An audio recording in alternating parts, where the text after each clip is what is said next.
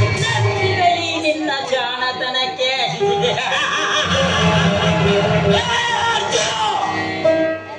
ಇನ್ನು ಮುಂದೆ ಇನ್ನು ಮುಂದೆ ಆಳಿನತ್ತಿರುವ ಈ ನಿನ್ನ ಸಂಸಾರದಲ್ಲಿ ಆಲಾಹಲವನ್ನು ಸೃಷ್ಟಿಸಿ ಆ ಮನೆಯಿಂದ ನಿನ್ನನ್ನು ಹೊರಗೆ ತಳ್ಳಿ ಆಟ ಮಾಡಲು ಕುಳಿತಿರುವ ಆ 3 ಎಕರೆ ಹೊಲವನ್ನು ಈ ಜಯರಾಜನ ಕೈವಶ ಮಾಡಿಕೊಳ್ಳಲೇಬೇಕು.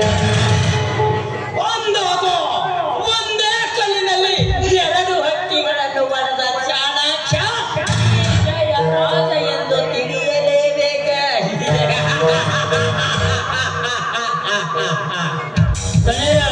ಎಂತ ಮಾತಾಡ್ತೀವಿ? ದುಡ್ಡು